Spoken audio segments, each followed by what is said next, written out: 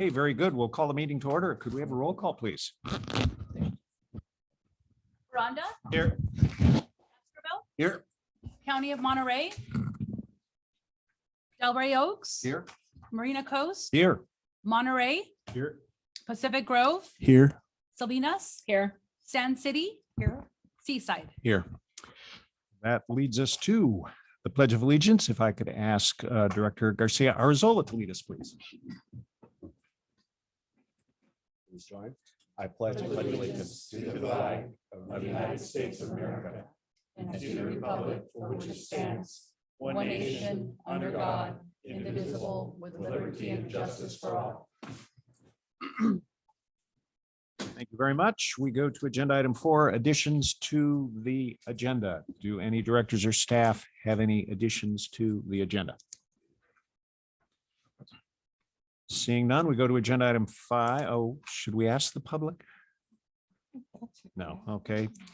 I saw our council say, no, we don't need to do that. All right, so we go to approval of the agenda. I'll entertain a motion.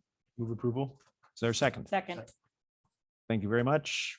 I heard Director Craig first.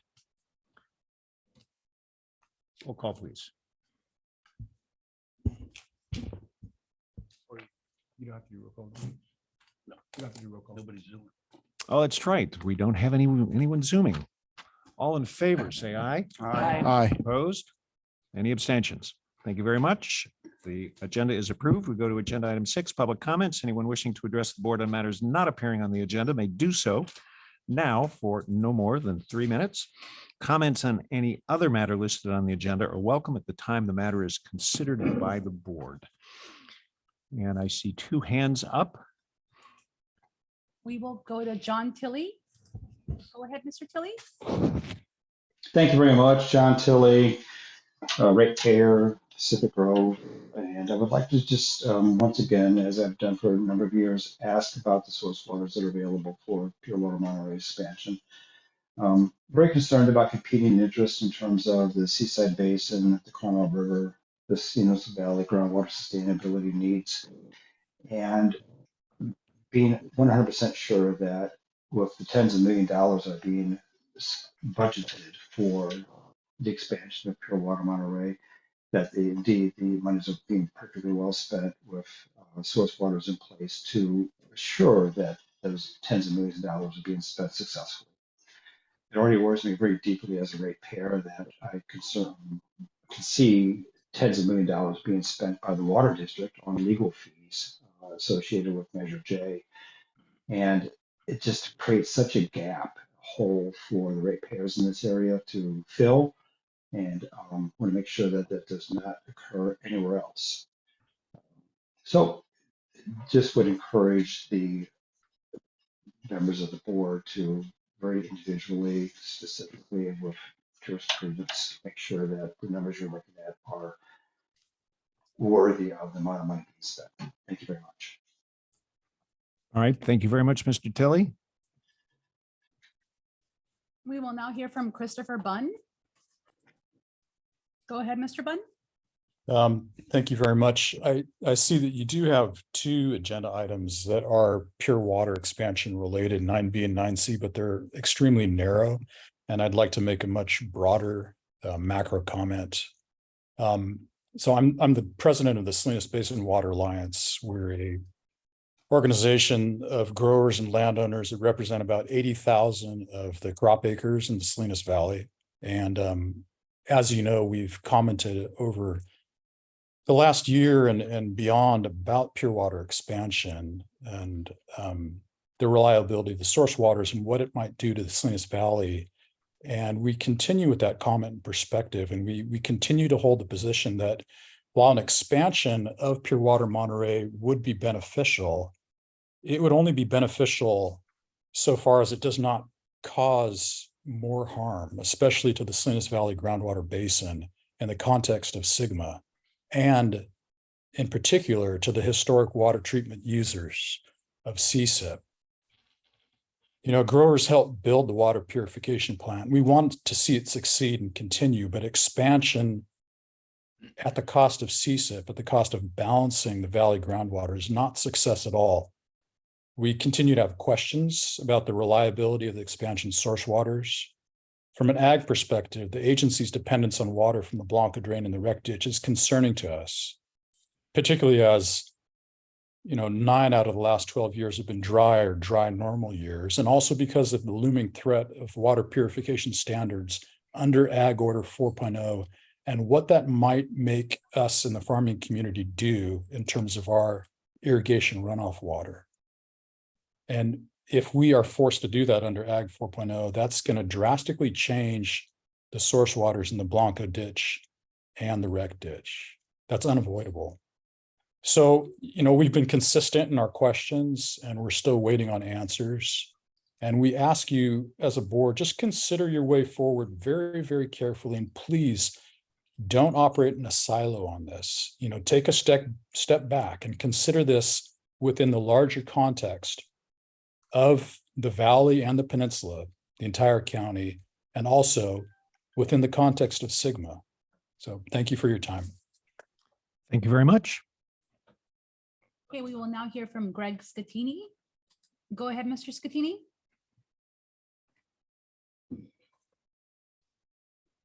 And you are muted, Mr. Scatini.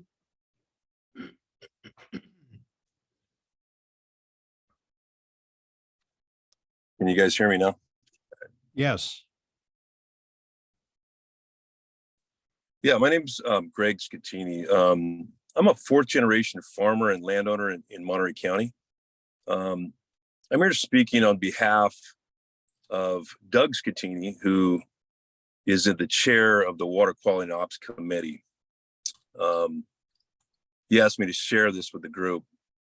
As the chair of the Water and Quality Operations Committee, it is vital for the M1 Water to engage with growers to continue our long-term relationship. As the first recipients of tertiary treated water, CSIP growers have a historic water usage right that M1 must honor. If there are issues with the source waters, will M1 prioritize the delivery of tertiary treated water to those historic first users to CSIP? These are the assurances needed to continue to build trust and to move forward. Thank you very much. Thank you very much. And I don't see any other raised hands from the public. Okay, thank you very much. Then we move on to the consent agenda. Directors, do you have any items to pull from consent? Move approval of consent. Is there a second?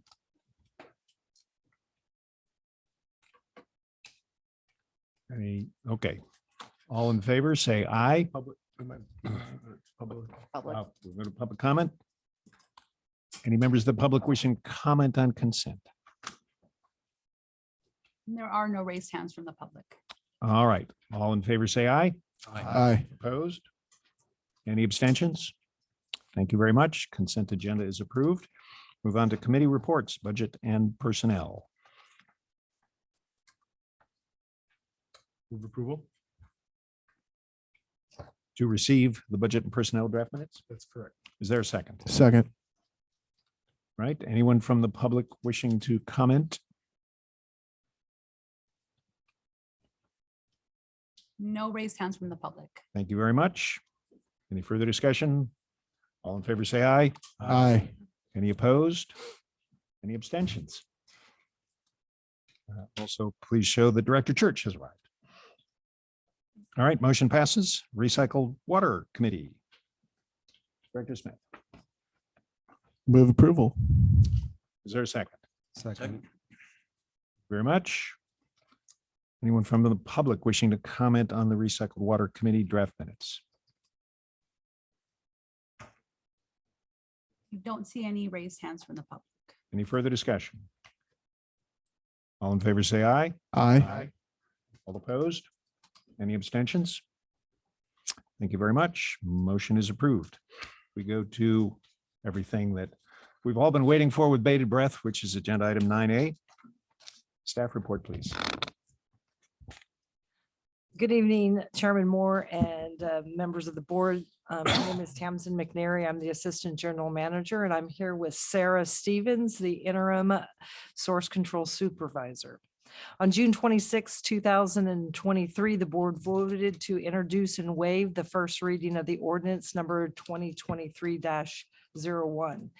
This ordinance updates the local limits in ordinance 2019-01 based on a study performed by Larry Walker and Associates with the goal of protecting the quality of reclaimed water delivered to the farmers in the CSIP area and protect the useful life of our infrastructure.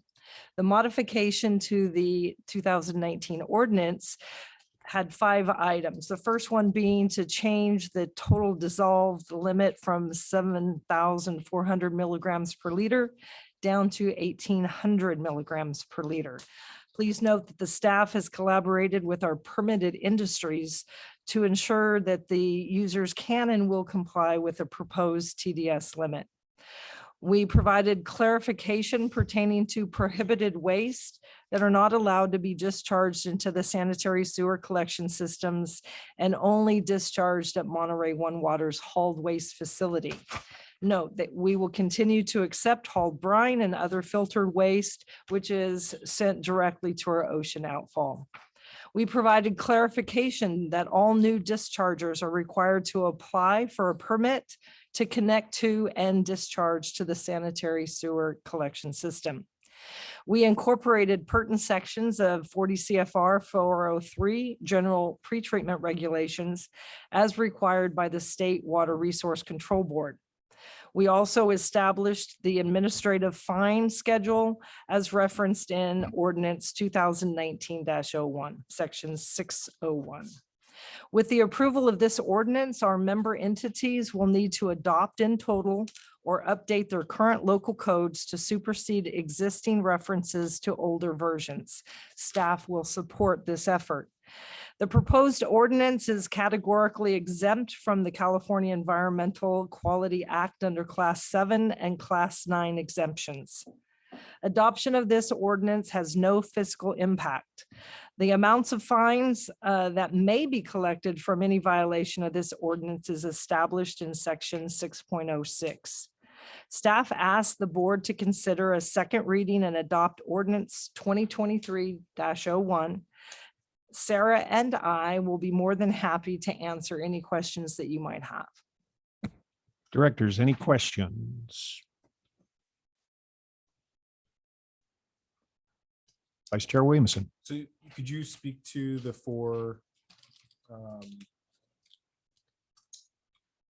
Entities. organizations that had outstanding issues in regards to meeting the new requirement? Right, so we have 4 companies, the aquarium, which we've worked with, and we're working on a mass base. They're, my understanding, fine. Sarah, you could back me up since you're the one that has spoken directly to these folks. Sequential, we've also talked to. Culligan, which we've made contact with them as recently as today, but we're also doing a mass base for them. And then the 4th facility, they will be finished with their program or operation this summer. So there won't be a terrific or a significant impact for those 4. Sarah, is there anything else that you want to add? No, I think that covers it. That's good. Thank you very much for the update. Any other questions? So I do have one quick question. Sorry to put you a little bit on the spot with no fair warning ahead of time, Sarah, but could you very briefly explain to the board this mass balance concept? This is an exception that lets us work with these folks. Yes, so under the 40 CFR regulations, we have discretion to allocate a portion of what's called the maximum industrial headworks loading, the MAHL or the MAIL. Apologies. You did catch me off guard with this one. Sorry. So we do have the ability, we set a uniform concentration based limit of 1,800 milligrams per liter. And there were certain elements that were explored in the Larry Walker and Associates report that established basically the maximum amount of TDS that we can take into the RTP while still meeting the limitations, which the main that we were focusing on was the WRR for the Salinas Valley Reclamation Project, and that's 1,500 milligrams per liter. We used a very conservative safety factor of 25%, and so we had some additional headroom that we were able to creatively allocate based on the flow proportion of those industries. So you basically look at the quantity of effluent from those industries and how much TDS is in that, and you look at other inputs from other sources that don't have that TDS and make sure that it still meets the requirements, and in particular gives us effluent that goes to the tertiary treatment plant, which of course is CSIP and provides water to the farmers so that the water's not so salty that it kills their crops or harms their crops. Yes, correct. Okay, well, thank you for doing that work well, and I'm sure the ag community would thank you for that.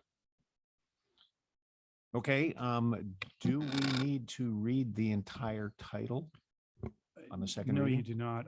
I would suggest that the recommendation would be that the board waive the second reading, adopt the ordinance, and approve the notice of exemption as has been included with the staff report. So would anyone from the board wish to so move?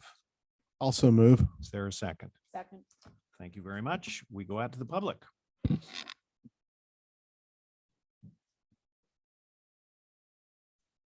And I don't see any raised hands from the public. All right, we'll bring it back to the board. Any final comments? All right, all in favor, say aye. Aye. Opposed? Any abstentions? Motion passes. Second reading, et cetera, is approved. Thank you.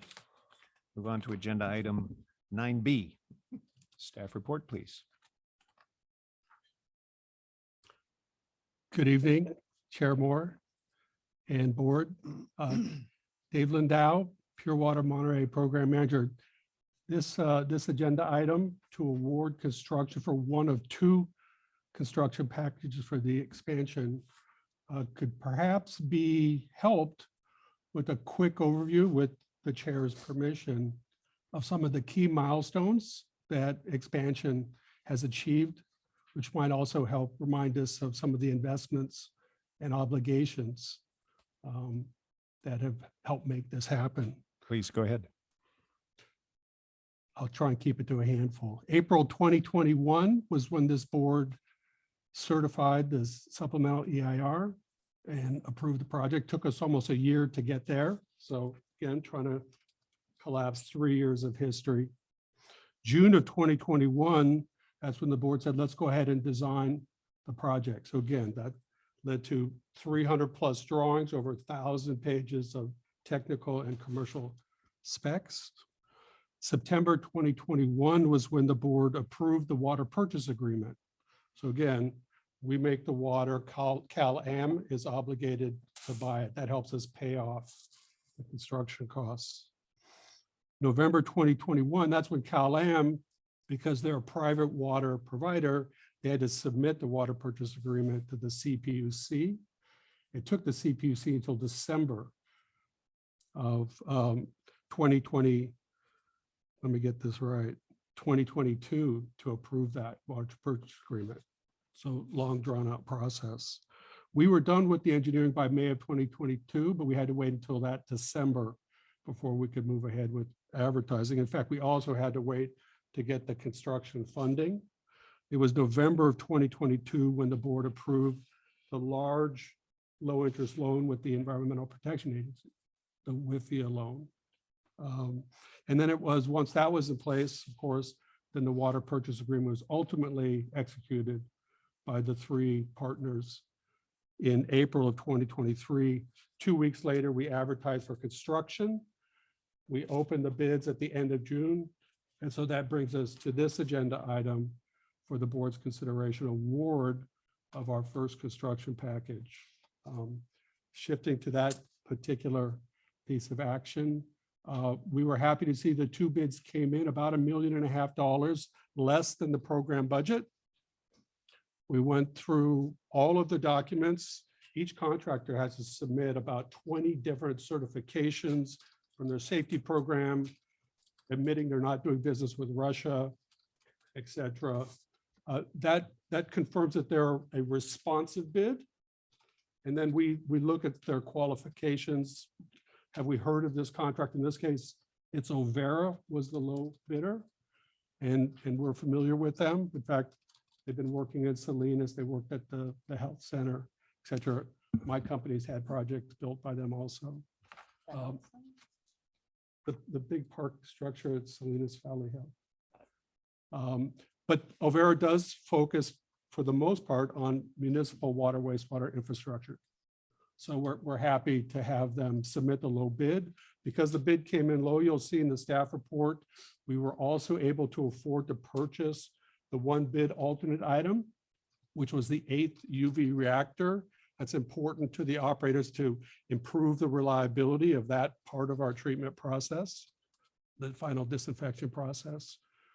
So again, staff are recommending award to Overa in the amount of $16,983,000 with the standard M1W 10% contingency tacked on. That allows us to have the elbow room to address change orders as they might come up over the 23-month construction period. With that, I hand it back to the chair. Thank you, Mr. Lindau. Questions from directors? Director Church. Just briefly, I noticed there were 18 people that were at the pre-bid conference, but only 2 submitted bids, which seemed a little low for that number. Is there, you have any clue why that might have been? Well, if you looked at the entire list of those 18, it's actually not all general contractors who might put together a bid. It's the large subcontractors, so the mechanical, the electrical subcontractors. There's a whole host of material suppliers, the valve guys, the equipment guys, that sort of thing. We were hoping for 3. In the end, we got 2. And those subs are subs potentially who were working for Yeah, in Overa fact, or the other bidder. We have those major subs identified in the bid documents. We also check on the responsive and reasonableness, responsibility of those subs to make sure the entire team has the kind of horsepower integrity that we're looking for. Thank you. Other questions? Director Craig. I'm just wondering about contingencies, like, obviously it's about, $1.7 million in contingencies, which is a relatively high number, although I suspect with, the construction and whatnot, you'll probably have more high contingencies. Does that come back to this board at all for review or approval or anything like that? And the reason why I ask, we were just in another government agency who will go unnamed. There was just an inordinate amount of contingencies that were used for a project. Yeah. And it was one of those things that the board had just repeatedly allowed that 10% contingency. But when you added up multiple, the project just ran over significantly based on 10% here and 10% here and 10% there. And so I just am wondering if that's something that this agency does with overages. I just don't know what that looks like. Well, I could say at the highest level, my experience is M1W, like a lot of mid to large size water, wastewater utilities, do set aside a contingency that they then give the general manager or the project team's authority to spend as they go. For the last 5+ years that I've been helping implement Pure Water Monterey, I can stipulate that we've never, on any given project, we've never gone over 5% total change orders on a given package. And we track change orders in 3 different categories. There's errors and omissions, so issues with what the engineer has done. Mhm. There's owner initiated change orders. So during construction, where the operators might say, hey, I need an extra valve there, help me operate this better. And then third is unforeseen conditions. And so we watch every single change order, especially because we've got federal money this time. Every change order is going to go through the ringer where the contractor gives us a number, our construction manager back checks it, is it reasonable, et cetera. And then it goes up to the chain of command. I'm the last person to sign it before the general manager. So it's quite rigorous. And then monthly, I'll be reporting to the board for these 2 construction packages, what our change order amounts are as they accumulate. So you'll be reporting I'll back be then. itemizing those in my monthly reports. And again, our track record so far is quite good. I would say slightly below industry average. Okay, and so just so that I'm clear, so you'll be reporting out when you give those, it's not just going to be buried on page No, 172, but really, because part of that, I mean, I know like I'll call out Hartnell College is running about 30% over their construction budget, and it's with tax measure money. And so just looking at Pure Water Monterey, that there's that I just want to make sure that we're being really clear and this board understands if we're running over budget on items. Yeah. Paul has his hand up. Oh, yes.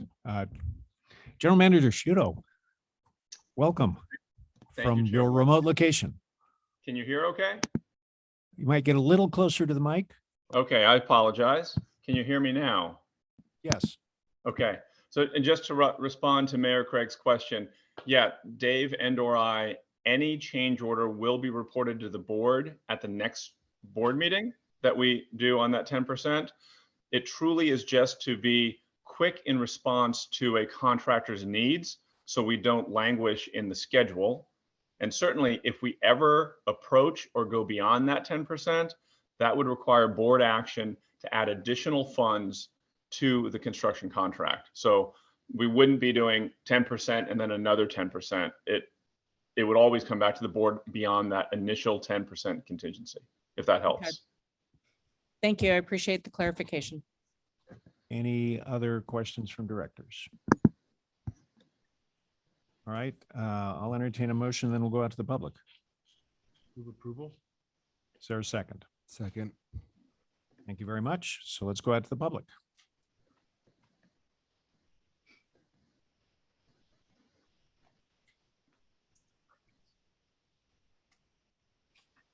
I don't Not see any seeing raised any hands. All right, we'll bring it back. Any final discussion, directors?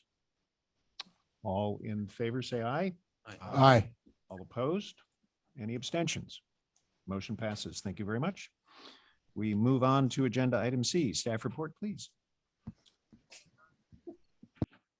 again, thank you, Chair Moore. I'll dispense with the milestones because they also apply to this particular bid package. We were also happy to see this bid package came in lower than what we had originally budgeted, about $1 million lower. We didn't list the prices submitted by each of the three contractors, all of which who we felt ultimately would be responsible. However, there was an irregularity in one of the schedules that the contractors had to submit. In fact, all three contractors made the same error in what we call the payment of items document, which is kind of a preview of how the contractor will be billing us for different pieces of the project. If you can visualize a menu at a restaurant, appetizers, salads, entrees, it allows us and the construction manager control the cash flow during construction. There was an error by all three contractors, and in an effort to be most fair to all three contractors, we are recommending to the board that we immediately go back out for a bid, and we're ready to do that tomorrow with the board's permission. We would reopen bids September 5th and be back in front of the board September 25th. We want all three of these bidders and potentially other bidders to stay in the game. It's unfortunate, but again, in the context of some federal money flowing to this project, we have to be very careful consulting with our legal counsel. This is our recommendation. And again, I think what's important to understand, even with this 2-month delay, the entire expansion project will still start up before the end of 2025. So as at the program level, we have some scheduled float or contingency that even with this delay, we'll still be able to deliver the expansion before the end of 2025. With that, I hand it back to the chair. Thank you very much. Directors, questions? Director Donaldson. Yeah, I'm just curious, how often, how prevalent is it that you have 3 separate bidders making the same mistake with the same project? I would say rebidding for irregularities itself is not that rare. In fact, we've had a couple on this program over the last 7 years. I think M1W has had some rebids, maybe once or twice a year. For them to have the same error on the same line item indicates to us that maybe our form wasn't that clear. And again, that's why we feel sympathetic to this extra paperwork, that this extra hoop we're asking everyone to jump through. But because they interpreted that particular line item differently, we can't fix their numbers, if you will, after the fact. That we might make one guy happy, but then the other two guys would be unhappy. We're between a rock and a hard place. So again, the fairest thing to do is to go back out on the street. Okay, thanks. Other questions? Chair Moore, just to Yes. clarify, there's two pieces of this. I don't know if Dave's meant to step over it, but you need to reject all the bids as the first item. And then the second request is to authorize staff to go back out. We don't have to have a reason to reject all. There was a material deficiency in all three bids affecting the price of the bid. So we're recommending that you reject all bids and then authorize putting the package back out on the And street. we can do, given how this agenda item is written, we can do both of those in the same motion. You could, yes. Okay. Does the director care to make such a motion? Move approval? Is there a second? Second. Sorry. I heard Director Carbone. first. Oh, ladies first? I don't know. That's probably a old, anyway. All right, we go out to the public. I have a see a raised hand from Alvin Edwards. Go ahead, Mr. Edwards. Thank you. What is being rebidded? I never heard the title of this. I know y'all talking about rebidding something. What is it so the public can know what we rebidding? Thank you. Thank you very much. Mr. Lindell. Should we finish? I didn't hear the question. The package that's being requested to rebid is the injection wells on phase 4 of the project. So it's limited to the injection well Yes, portion of the project. yes, correct. Any other members of the public? Seeing none, any final comments from directors? I will make a comment. I, for whatever it's worth, am a little bit concerned in regards to the time frame. I think we're seeing the project get pushed out a little bit here up front, and we haven't even really started construction yet. So when we say by the end of 2025, it just makes me a little bit nervous, particularly having seen other public projects and how they're executed. But I will stay optimistic. I just skeptically optimistic is how I would portray it. And so anything that we could do, and I just share this while I'm making my comments, is, in as much as we can think creatively around how to streamline, but yet still meet the standard to do everything right. I hope that we can try to find a way of helping push this along. So for whatever it's worth, I just wanted to share And I think, concern there. I think we will all agree with you that we hope for no earthquake between now and 2025. Or that. Or longer.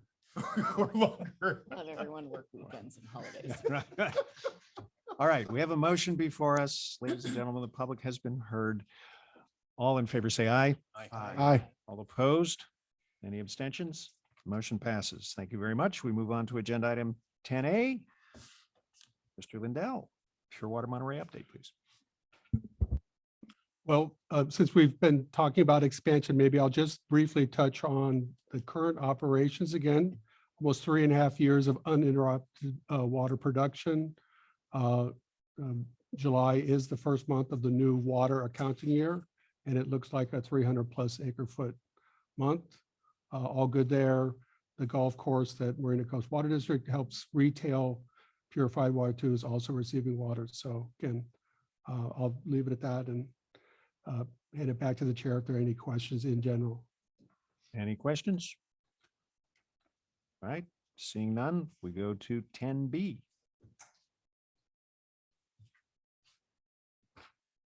I think we're on a record pace here tonight. Don't jinx it. I'm not gonna stop it. Full disclosure, I got questions. So Just jinxed himself. There's no traffic. What do you mean? I just wanted to update the board on our outreach efforts in regards to the proposed tax roll billing change. And so in your agenda item board packet, you see written reports, and we'll just kind of highlight some of the things that have kind of kicked off in the last 3 weeks that we're really kind of jump-starting this effort. On 7/20, we mailed approximately 48,000 postcards, and we have some examples with us. If you didn't get one yourself, we'll hand you one on your way out the door tonight. In English and Spanish, we also sent a toolkit to our member entities with various items that they can use to help publicize this event for us. We started running print and email blasts in regards to these events that are coming up. Have some media with Spanish ads, and then we did some social media posting. And then obviously we're kickstarting the community forums this week. We have meetings Monday, Tuesday, and Wednesday, Tuesday, Wednesday, Thursday this week, and I'm really excited about getting those started. So happy to take any questions at this time. We can talk about what feedback that we've received so far as well. Any questions from directors? Director Church, please. Yes, I think the general plan there and the efforts on this is really good. I wanted to add a couple questions here, and I thought it was kind of interesting to see that we identified that just 0.1% of the folks are opposing this. And I think that's quantitatively, when you look at all the things that we've sent out, we have received less than 200 comments. But actually, we've received more opposition comments than supportive comments. So so the support would actually be about the same statistically insignificant because of the amount that we received. So as we go out into the public and get some input from them, it will be interesting to see what kind of questions and what we get onto that and what kind of feedback. Are we going to be measuring that by any means? Yeah, so all the meetings will be recorded, and so we can go back and assess those comments at that time. And I'll just kind of go into some of the most common feedback that we received to date. Okay. Okay. I'm hoping in terms of feedback that we get for the meetings, way to present it to the board at some point. I don't know what the plans are onto that.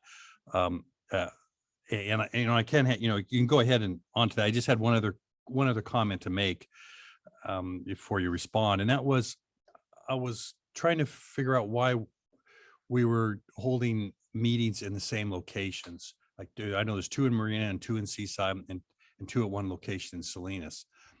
For example, Salinas is kind of it's a big place, and East Salinas and North Salinas and South Salinas, there's not always a lot of travel. There is travel back and forth, but people a lot of times focus and stay within our neighborhoods.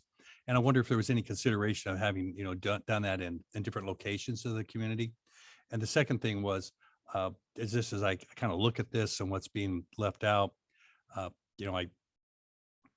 guess, Monterey to Seaside's fairly close, but Castroville to residents who need to come over to Marina. And I don't know how enticed they are going to be for that, not because there's anything wrong with Marina, but we welcome them. We welcome them. It's just to try to make it get a broader selection. I felt might have been a little better if we wouldn't have had just 3 locations for 6 meetings. Right, and I think we kind of tried to address that, Supervisor Church, and the fact that we're making all these meetings hybrid. And so if they can't attend in person, they can certainly log online, and we can voice and hear their comments that way as well. And we tried to be centrally located in Salinas. Obviously, Salinas has got a lot of area north, south, east, and west. And so we tried to be centrally located. And as far as the 2 comments about why the 2 meetings, we do one in English and we're going to do one in Spanish. Director Craig. And Just go a ahead, comment. Director Carbone. Just a comment. On the input that you got back, it said that there was 0.01 or 0.1% of all customers are not in favor. So following up with Supervisor Church's comment that it is more than half are against. And then 48,000 postcards were sent out. So that makes about how much response that came back? Is it 200 or 400? Yeah, so I was just kind of using some numbers to say, hey, of those 61,000 accounts, there's some duplications of those accounts. So somebody may have their own property, they may have some rental property. So we didn't send them 2 postcards if they had multiple properties. And so I think you're trying to get to the quantitative, Yes. numbers of what we've received to date. And so like I said, we probably received in total 200 comments as we stand here today, less than 200. And of that, roughly 60% are against, 33% support the change, and 7% are neutral. So that's kind of where we are as far as like yay or nay, or, in the middle ground. So it's, if you're looking at a large number of customers, that hasn't come forward. We may see these at the forums. Certainly we're, going to receive that feedback and present that information back to the board.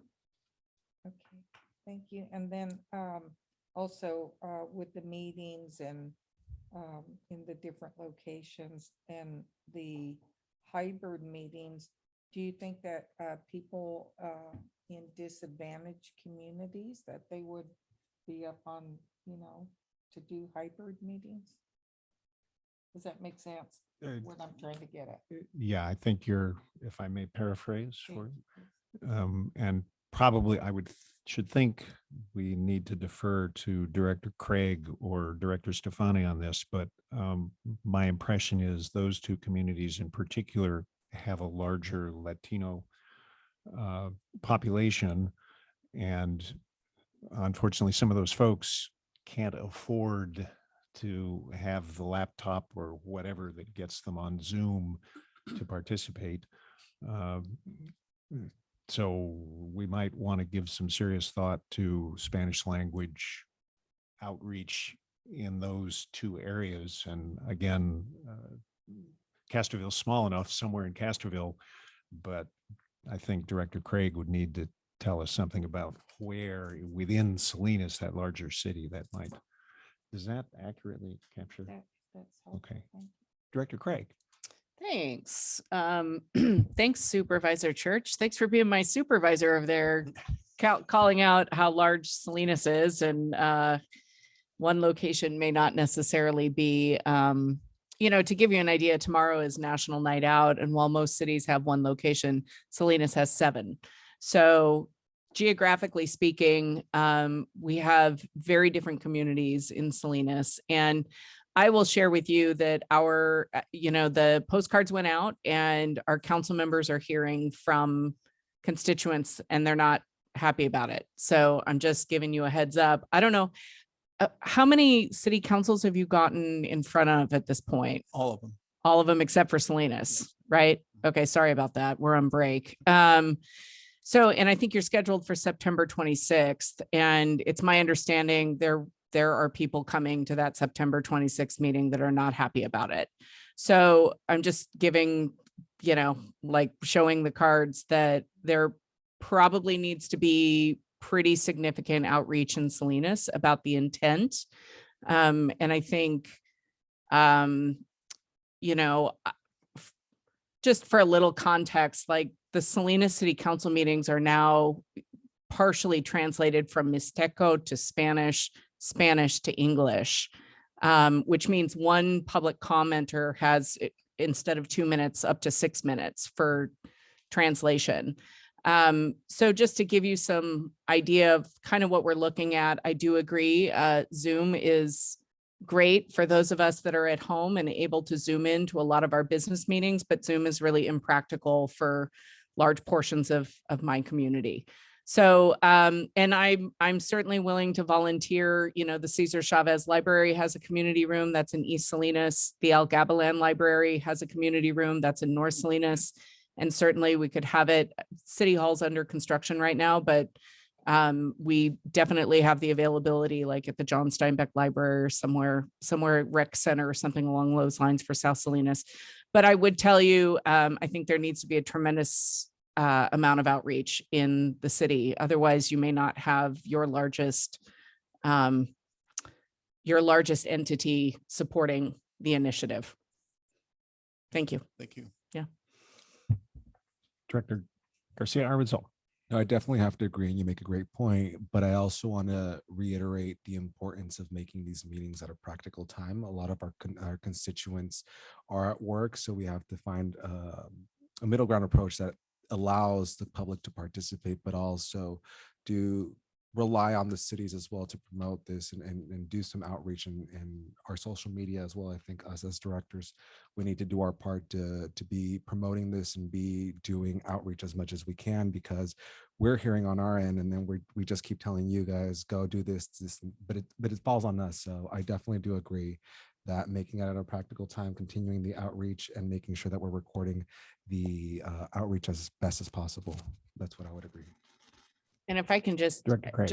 also add, if you want to work with the City of Salinas comm team, because we found tremendous success in community meetings between 6 p.m. and 8 p.m. with childcare available, things like that, that allow people to bring a family to a community meeting, right? And we've done it in different manners, but I'm trying to help M1W get the word out so that it's not quite that vehement.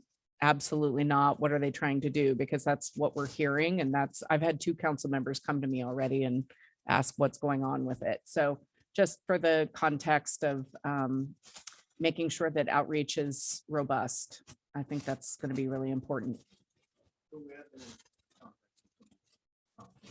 Great.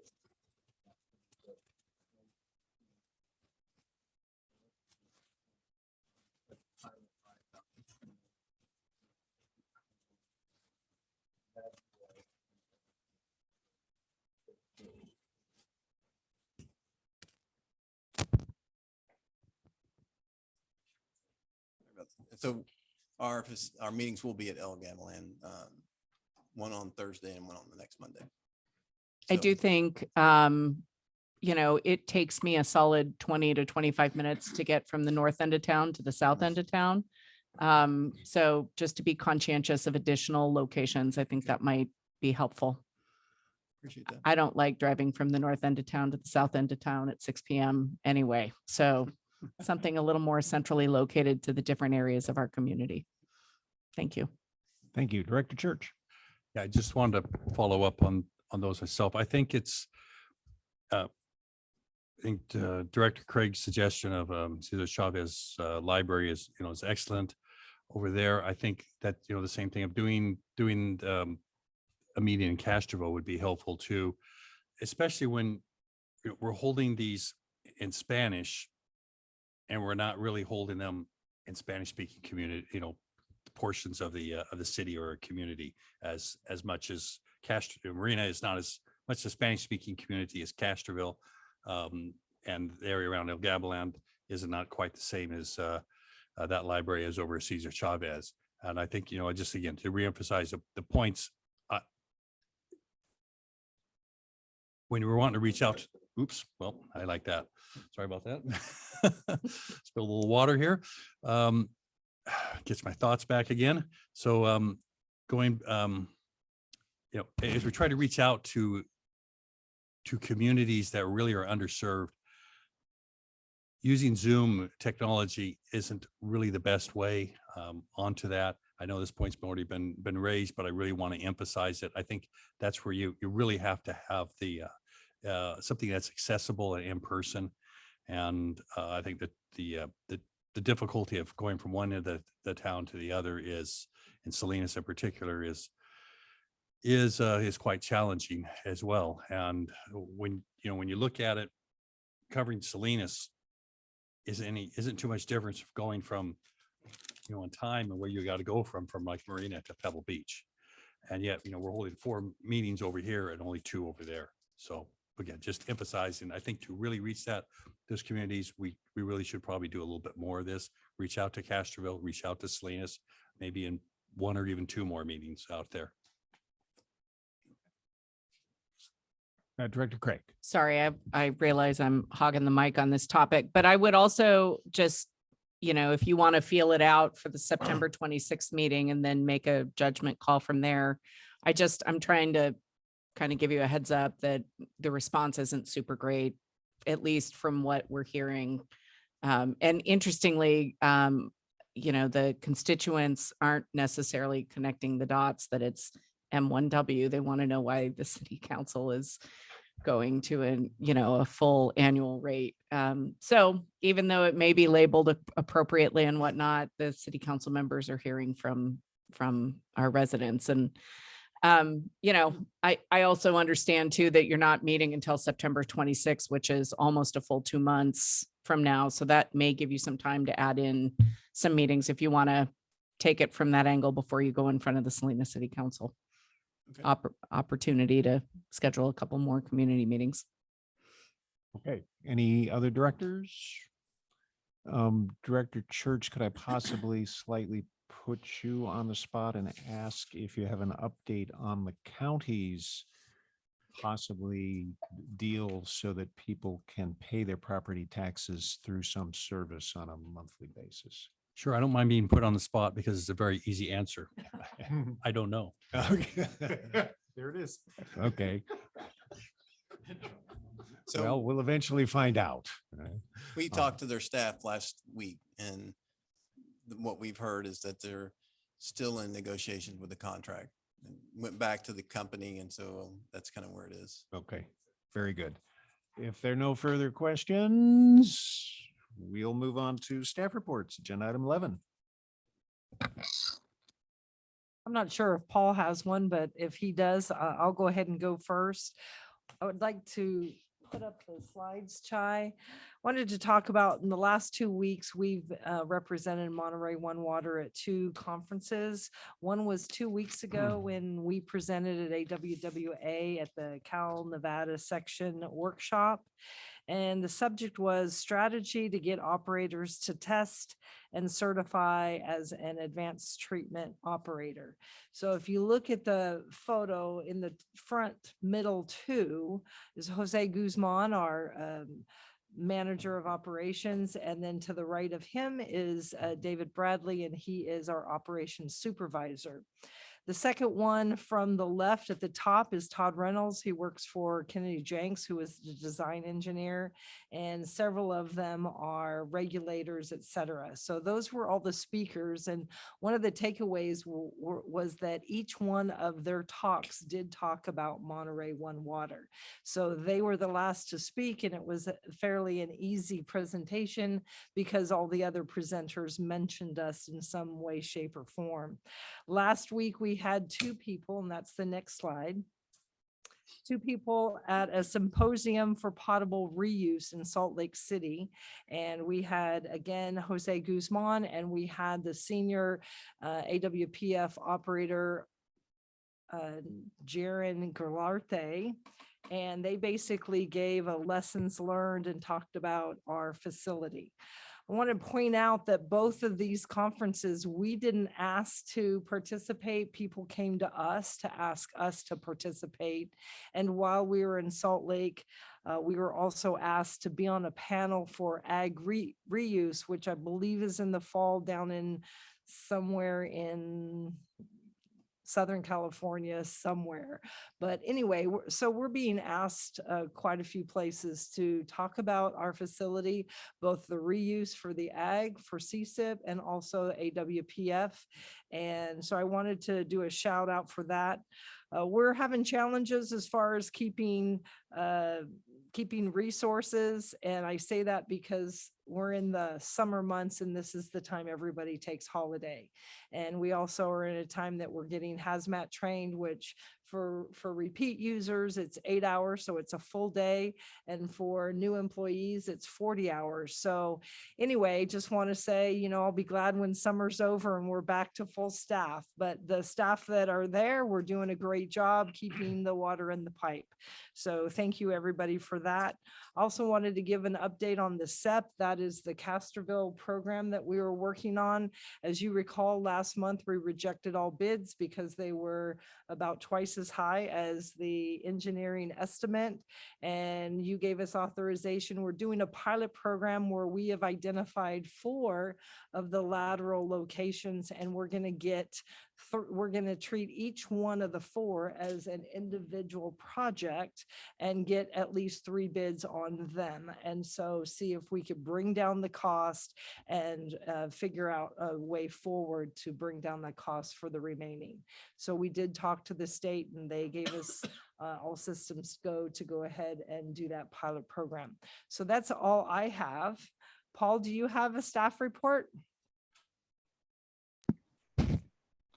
Thank you, Tammy. I do not. I'll just leave it to everyone there. Okay, Fred?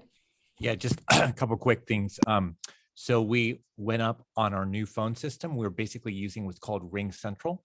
So everybody's up on it, and some really nice new enhancements with it. So, and then the other thing, quick thing I just wanted to mention, we had our interim phase of the audit last week, and no major findings so far. That's all I had. Nice, Mike.